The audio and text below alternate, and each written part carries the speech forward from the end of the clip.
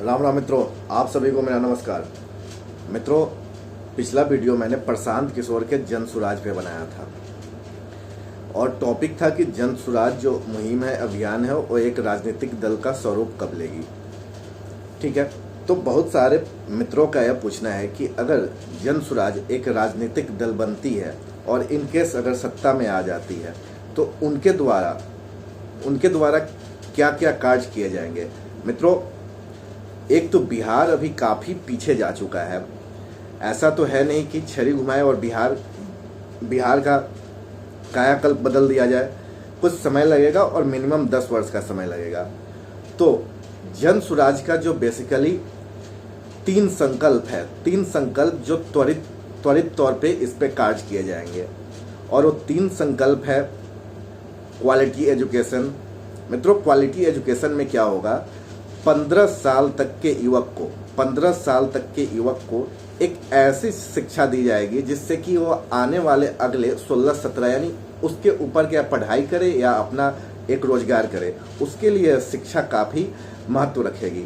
जैसे आजकल की आप शिक्षा प्रणाली को देखो, आजकल की बिहार की शिक्षा प्रणाली को देखो, बच्चे सिर्फ खिचड़ी खाने या सरकारी अनुदानों को लेने के लिए ही दाखिला करवाते हैं और उनमें शिक्षा के नाम पे कुछ आप नहीं देखोगे। यानी कि अगर आप 4वीं 5वीं कक्षा के बच्चे से मिलने जाओगे तो उन्हें पता ही नहीं होगा कि टेबल क्या होता है, यानी कि 2, 3, 4, 5, 6, 7 के टेबल वो नहीं सुना पाएंगे। और तो वैसे एजुकेशन सिस्टम को बदलना है।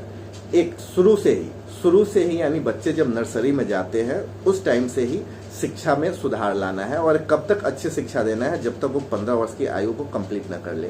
आगे भी अच्छी शिक्षा दी जाएगी, लेकिन मेनली अभी जो 3 त्वरित कार्य किए जाएंगे उसमें क्वालिटी एजुकेशन में 15 साल तक के बच्चों को एक सही शिक्षा दी जाएगी। ठीक है, और दूसरा त्वरित कार्य क्या होगा, दूसरा कार्य होगा सेल्फ एम्प्लॉयमेंट, यानी कि 15 वर्ष से 45 वर्ष के जितने भी युवा होंगे, यानी 15 ईयर्स से लेकर 45 ईयर्स के जितने भी युवा होंगे, उनको स्वरोजगार के लिए या खुद से रोजगार करने के लिए बैंकों की तरफ से धनराशि दी जाएगी और न्यूनतम ब्याज दर पे। ठीक है मित्रों, अब लोग कहेंगे कि हमारे पास पैसा है क्या। मित्रों, मैं आपको बता दूं कि बिहार का जितना बजट है उतना ही बिहार में कैश डिपॉजिट है, यानी लोगों के पैसा ही डिपॉजिट है। और एक कैश डिपॉजिट रेशियो होता है, कैश डिपॉजिट रेशियो जो कि आरबीआई के अनुसार 60 से 80 होना चाहिए। और फिलहाल हमारे बिहार का बैंकों का CDR यानी कैश डिपॉजिट रेशियो 40% के आसपास में है। इसका मतलब ये हुआ कि अगर बैंक के पास 100 रुपये है तो वो 40 रुपये ही आपको लोन दे रही है। ठीक है, और लेकिन बैंक को देना चाहिए 60 से 80%। तो लोन तो देती है लेकिन दूसरे राज्यों में दे देती है। उदाहरण के तौर पे तमिलनाडु का कैश डिपॉजिट रेशियो 90, यहाँ तक कि वो प्लस में 105 चला जाता है, यानी कि 100 रुपये वहाँ आप जमा करते हो तो 105 रुपये का ऋण आपको मिल जाता है एम्प्लॉयमेंट के लिए।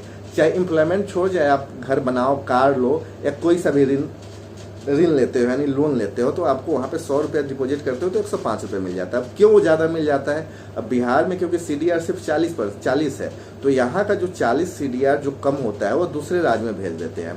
अगर वो पैसा हमारे राज्य के युवाओं को मिले तो खुद का बिजनेस करेंगे और पैसा कमाएंगे और पैसा बिहार में ही रहेगा। ठीक है, तो इस तरह जो हमारे पैसा को बाहर भेजा जा रहा है उसे रोकना है।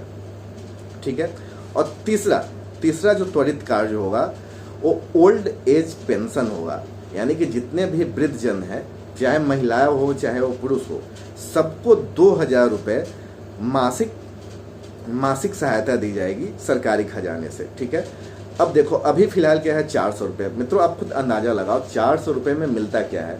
दूध की कीमत 50 से 60 रुपये है। अगर एक महीने कोई बुजुर्ग अगर दूध लेता है तो उसकी 400 रुपये जो वृद्धा पेंशन के तहत आता है वो खत्म हो जाएगी। तो इसलिए हमारी गवर्नमेंट को चाहिए अभी बढ़ा दे तो ठीक ही है, नहीं तो जन सुराज आने के बाद उसके जो 3 प्रायोरिटी है त्वरित कार्य करने का, उसमें एक ये भी है कि ओल्ड एज लोगों के लिए पेंशन 2000 रुपये किए जाएंगे।